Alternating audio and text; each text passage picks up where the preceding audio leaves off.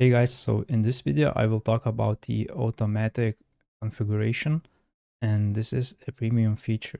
So let's get started.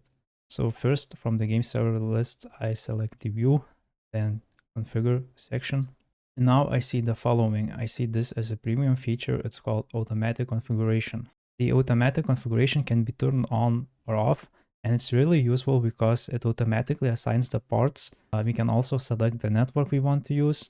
So the game server has this option. It will select the settings, and we can just apply any settings, and HaruHost will make sure they are applied correctly. So we can just modify. It doesn't matter if the server is running or offline, because after the restart, the settings will be applied automatically. I can also use the search, and I can write, for example, PAL, and then PAL capture rate, and then make it 1.4. So all you have to do is to restart your game server. Now to go back, I can either press this or go back via the breadcrumbs to the configuration page. And then I can go to the parts, and I see that the parts are also automatically assigned. But you may be wondering where the part range is coming from.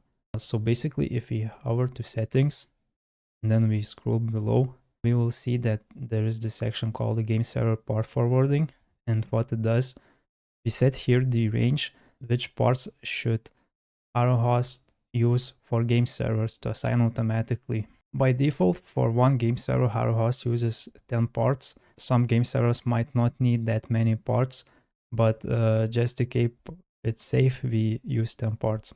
And then if you move this around, basically it shows how many game servers it will work. Also, after you change the part range, you also need to reapply this. So click that, and then it will pop up, and it will show you the things.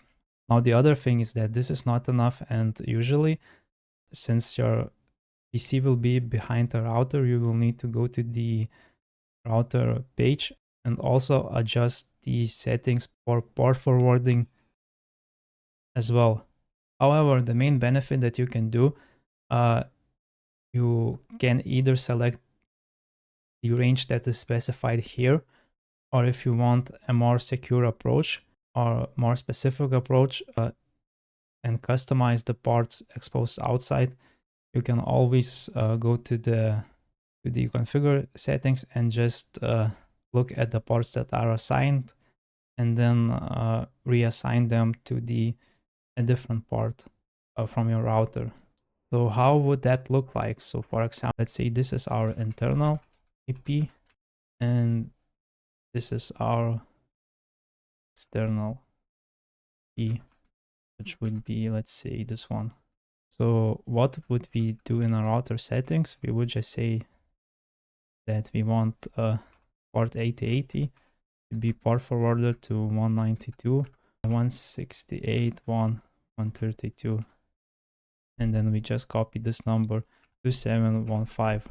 So basically, you can just customize the parts, and you only expose the specific parts. But if you're like me, a bit lazy, you can just try to expose the whole part range, which would look probably something like this. And then now, I'm sorry, this is currently not a true rough tutorial, but this is to get an idea. And if you look at your router settings, it should be pretty similar. So basically, we can either port forward the range, or we can port forward just specific parts.